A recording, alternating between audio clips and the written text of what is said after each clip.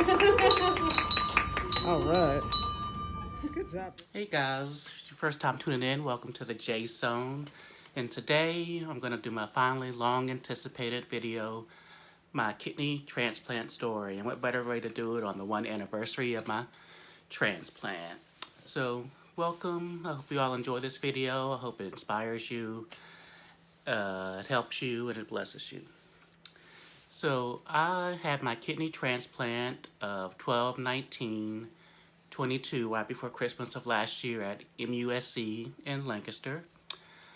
And so prior to that, I had been on dialysis for almost 16 years before getting my first transplant. And it's a year later, I've been doing pretty good. There've been a little hiccups on the road, but for the most part, I've been pretty good. So just a little background. I was born HIV positive, and so that eventually led to my kidney renal failure.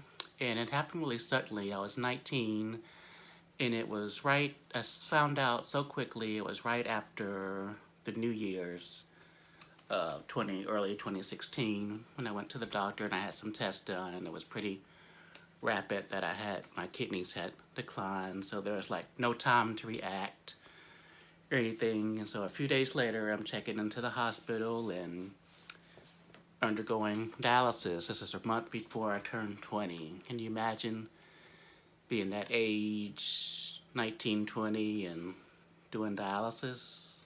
Well, so I was on dialysis hold for almost 16 years. So I did hemo for a few years, hemodialysis and stomach fistula, which it's still good and still working. It has had some revisions and several procedures over the years to keep it going. But the last time this has been used is almost a year. My last dialysis date was 12/27/22. So before that, I've also had catheters put in, like originally going into the hospital. They have to start dialysis immediately, so I've had catheters put in, like, so it's been so many years. I've had one here, and I also did peritoneal dialysis, which is PD. You do it at home. And so I had the catheters in my abdomen. And if you're familiar with that, you know, hemo, that takes place usually at a dialysis center 3 days a week, usually between 3 to 5 hours. And so I did PD for a year or so, and I kind of slacked off. That's really strict because that one would run nightly. Usually you do that every single night, and you hook up usually at bedtime. That runs like between 6 and 8 hours through the night. So eventually I kind of slacked off with that, and I went back to hemo, in-center dialysis for several years. And right before my transplant, the last couple of years, I ended up doing home hemodialysis. Well, I did training for about 3 weeks, and then I ended up doing it at home 3 to 4 days a week, roughly 4.5 hours or so, and I was able to cannulate myself, and so I did the whole thing by myself. And I did that for just about 2 years when I first got the call. So if you see me looking down, I made notes, just touching everything I wanted to talk about. So last year is when I really began like the transplant process. Being HIV positive, there was always some concern with rejections and whether I'd be a suitable candidate for a transplant. So last year, during the summer, I began my evaluation at MUSC. Previously, I think I had been turned down. I had done Duke, but the year before that, due to my HIV status and blood results, had rejected me when I was finally accepted into MUSC in Lancaster program, and began having going down for visits. That's about like roughly an hour from where I live here in the Charlotte area. So it's not too far. Originally, they were going to send me to Charleston, which is a lot further away. But then the Lancaster program actually opened up last year, which was good for me. Being closer, I could travel more easily. So I've been going on routine tests, a lot of blood works, a lot of checkups and follow-ups. And so it was around last year, it was Thursday, I believe it was the 15th, when I got the call of a lifetime. I checked my messages, the nurse says, call me back, we have some great news. And it was so exciting to get that call, and she's let me know that I was finally listed on the transplant list and that she expects I will be hearing very soon.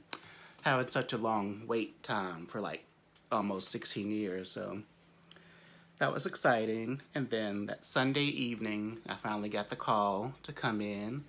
So it's like exciting to get ready, you know, make my way down to Lancaster.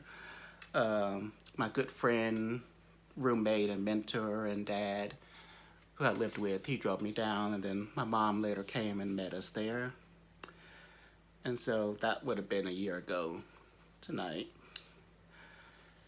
And so it was just so exciting going through the process, and up to that I began searching YouTube and watching other people's videos about their transplant experience and stuff, so I hope this inspires you the same way.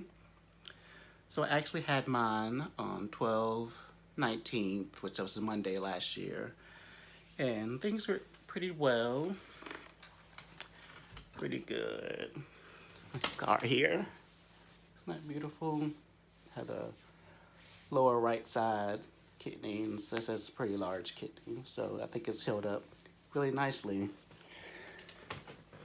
in a year. So I was in the hospital from that Sunday originally checking in, and then I left Friday, which was 2 days before Christmas, and I went home with my mom and got to spend Christmas with her. And so it was really an unexpected Christmas gift and miracle that I wasn't expecting. So I thank God so much for it, and I'm so thankful for it. So let me know, how are you on your kidney transplant journey? Maybe you've just started dialysis, maybe it's tough for you.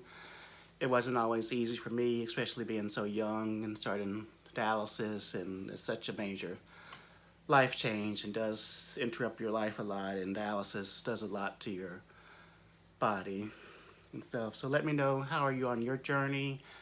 Are you maybe looking into a transplant? Have you had a transplant? Have you had one previously? Have you had multiple ones? Just let me know. Just looking at my notes to make sure there's nothing I wanted to mention. So yeah. And if you've seen some of my previous videos, I've been teasing this video since I restarted this YouTube channel back in the summer, that my kidney transplant journey is coming. And with the surgery, this is my pillow, kidney pillow that every patient gets. It's from MUSC Health Center, and a lot of the staff and the nurses and the doctors signed it. And they've been very helpful and very supportive, so I do want to give a shout out to the staff, entire transplant team, and all the medical staff who took care of me and continue to see me.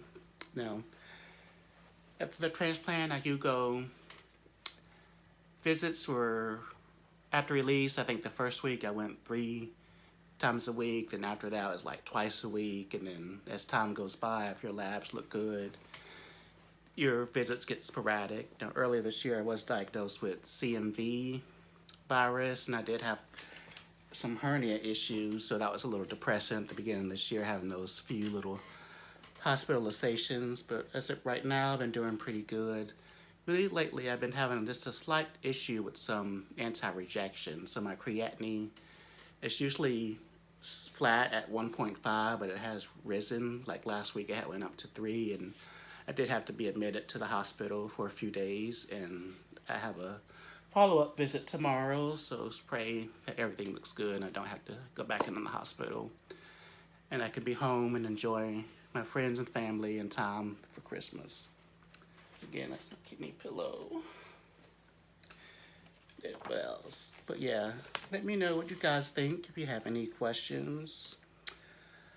Again, my name is Jay. This is the J Zone. I hope this inspires you. Please feel free to leave any comments, questions, any advice. I'd be happy to answer. You can also find me on Instagram at Thajayzone87. That's Thajayzone. And I hope you enjoy this video. And another story time that I like to do very soon is the time I met Michael Jackson's another story time I've been teasing, so that's my autograph. Time I met Michael Jackson at Neverland. Alright guys, so again, thank you. I hope this helps you and inspires you, and please give me your feedback and let me know.